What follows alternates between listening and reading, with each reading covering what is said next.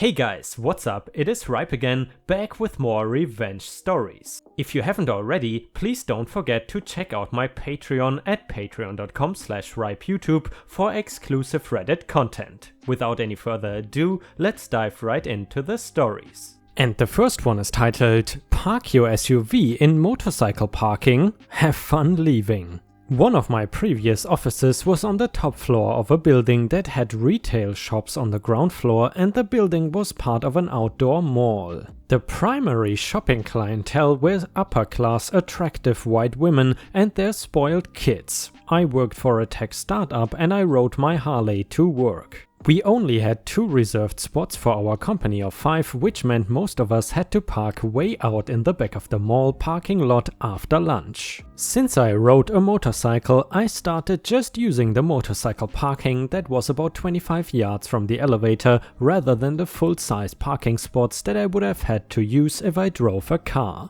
One day I returned from lunch to find a full-size Buick SUV parked perpendicular across 3 motorcycle spots, which are very clearly marked, and the front half of the truck is extending into the back half of a spot that is meant for a car to be parallel parked against the curb.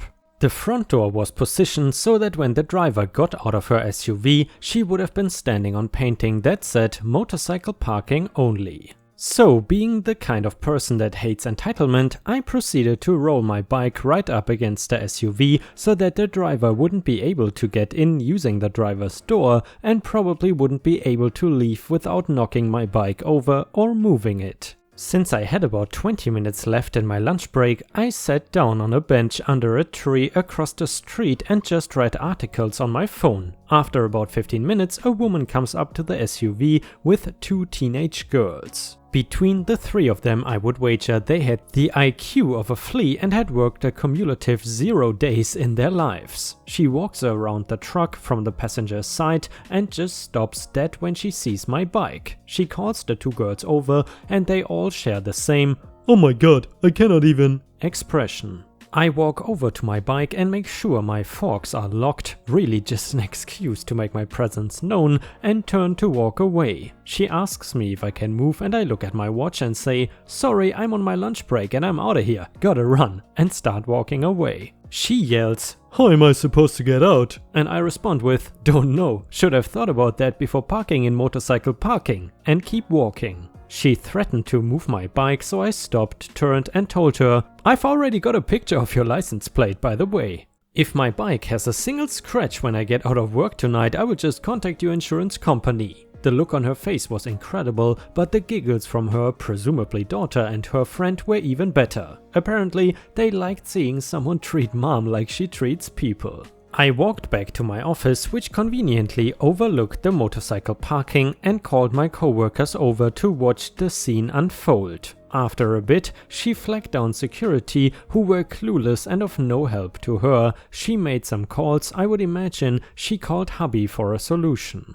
Eventually, she resorted to climbing in from the passenger's side, which was funny to watch, mainly because it was futile. Once she was in the driver's seat, the full gravity of the situation sank in. Because she had wedged herself into a space that was not a proper parking spot, the compact car in front of her and the curb behind her meant she was stuck like Chuck. Until this point, I had consumed about 40 minutes of her day. I had already gotten back to work after about the 10-minute mark, but was casually surveying the scene. At some point around an hour in, the car in front of her left, which gave her enough room to leave. The satisfaction was so good that the whole charade became something of a routine for me, although she was the only one I was able to confront. Apparently my antics earned me a reputation with mall security also. Not only did they start actually monitoring the situation and telling a-holes not to park there, but they also tried to give me a lecture one evening about how I am causing problems. I reminded them that since I was not an employee of the mall or any of its tenants, they had 0 authority over me, and if they were actually doing their job, I wouldn't have to be causing problems, and the lecture ended pretty quick. Too long didn't read, don't park in motorcycle spots with your giant soccer mom SUV.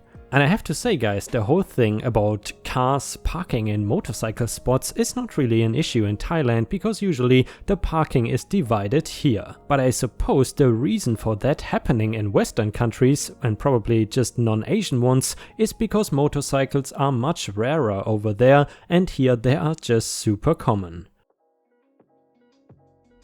And the next one is titled, Don't Mess With My Car. When I was in high school, my first car was a cheap little GEO that I had bought with money I had saved working my ass off at the neighborhood pizza joint. Obviously, it was nothing special, but it was mine and I was proud of it. I lived in a very affluent suburb in the Midwest at the time though, and a majority of my peers drove much nicer cars. Either daddy's BMW or a BMW daddy bought for them. I mean, everyone else did not literally drive BMWs exclusively, but you get the idea. Anyways, I was a junior at the time and there were a handful of bullies, seniors, who decided that because I drove a dated, inexpensive car, I deserved to be subjected to constant ridicule and harassment. I was constantly being called poor and laughed at for driving such a cheap piece of crap. In reality, my family was actually decently well off. My parents could have bought me a brand new Mercedes if they wanted, but they came from nothing and wanted me to earn my first car. And being raised by them, I was fine with that. Anyway, let's call the leader of this bullying group Ted. Ted was utterly obnoxious to almost everyone around him, but usually got away with it because he was A, attractive, B, a straight A student, and C, a talented player on every sports team our high school offered. The whole conflict started one day after school. I was in my little Geo in the line of cars waiting to leave the parking lot. Ted was in front of me in his Audi R4. When we were nearing the parking lot exit, Ted stopped to lean out the window and to chat to some of his friends. I had worked at the pizzeria that day and was in a hurry, so being impatient I spat around him. Ted must have interpreted my passing him as some sort of hostile affront to his ego and spat up behind me. After finally turning onto the main road, he stayed right on my bumper and followed me to work. When I got out of my car, he leaned out the window and called me some names. I ignored him and went into work. When I got out of work 4 hours later, I found both of my mirrors broken. I didn't have proof, but I knew it was Ted. Luckily, my parents felt bad for me and paid for me to have them fixed that week. Next week, however, came the straw that broke the camel's back. It was a Friday and I had stayed late after school working on a history paper in the school library. I happened to get out right after the lacrosse team had finished up practice. When I came out to the parking lot, I saw Ted standing next to my car. What was he doing? Taking a piss on the driver's side door. Filled with rage, I ran after him, but he managed to get to his car and peel out of the parking lot. At home, feeling defeated as I washed his piss off my car, I decided revenge was in order. I didn't know yet, but I knew an opportunity would come, and it did. And by the way guys, I forgot to say, this story might be a little bit offensive for some of you. 2 weeks later, word had spread around the school that this senior named Doug was having a big party the coming weekend. Doug was incredibly popular and I knew Ted would be there. I also happened to know that Ted would be driving his Audi there, and I knew where Doug lived and that most of the people, Ted included, would be staying the night. I enrolled the help of my 2 closest friends, Ben and Josh. Both hated Ted just as much as I did, though for different reasons, and were more than eager to lend their help when I told them my scheme. The night of the party we waited until 4 AM when we knew the party would be dead and everyone would be sleeping. We showed up wearing all dark clothes and plastic gloves. We found Ted's car and much to our amazement and glee, he had left it unlocked. We opened the doors and quietly went to work, trying to keep from laughing too loudly. First, I pissed into the air vents. I got out and Josh pissed all over the leather driver's seat. Then it was Ben's turn. Now let me tell you, Ben is a disgusting human being. He is a loud, funny guy, all smiles and laughter, but he is also just gross. Constantly belching and farting, and it always smells so rancid when he does. He's the type of dude who takes pride in that. Ben pulls down his pants and whispers, I wonder if he will be able to tell I had Chinese food. Squats next to the car and proceeds to take a dump into his gloved hand. The smell is immediately overwhelming and horrifyingly gruesome. It is so potent you can taste it. Josh and I gag right away, frantically pulling our shirts over our noses and retreating from Ben's vicinity. Josh cannot take it, runs over to a tree and pukes his guts out. Ben laughs and says, "Oh my god, that is sick, sorry." While we are watching from a distance in both horror and amusement, Ben takes his crap and just starts smearing it everywhere.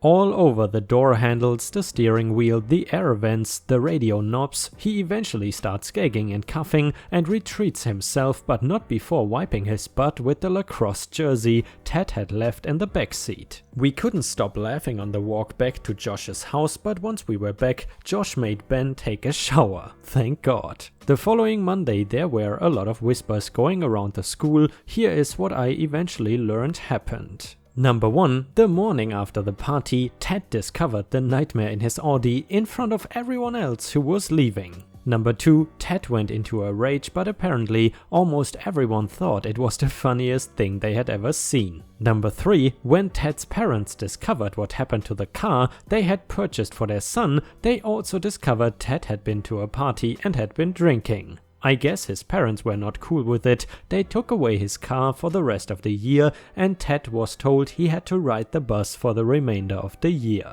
Number 4, his parents eventually gave him the car back several months later, but no one wanted to ride in the crapmobile because of what happened, because he never got the smell completely out. Ted's bullying surprisingly died down a bit after that. He didn't mess with my car again. And guys, in case you enjoy the revenge stories, please don't forget to post some star emojis in the comments if you want to support the channel. Thank you very much in advance. And the next one was posted by user It's Sasha on r/ripe stories, our own subreddit, and it is titled "Not all cuties are equal." This happened just today and I am itching to get it written down. I was on the train after finishing up TAFE, a tertiary studies organization, kinda like community college I think, and was just sitting there. I was looking through Facebook when I came to a spider identification page and saw a picture of a lovely female wolf spider. Yes guys, very, very lovely indeed. Although I have to say, in this picture, the big eyes or whatever that is looks kind of cute. Without thinking, I let out an "Oh, you're a cutie" at the picture. Yes, I find spiders adorable. Shush. Unbeknownst to me, the lady across from me heard and cleared her throat. CL, crazy lady.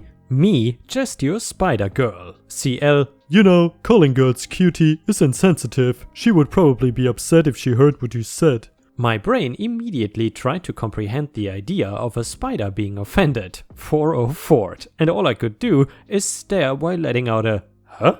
"You heard me. You called a girl a cutie. That's rude." Let me clarify that I am trans, so I look pretty much like a dude. Me, that's not what I was referring to.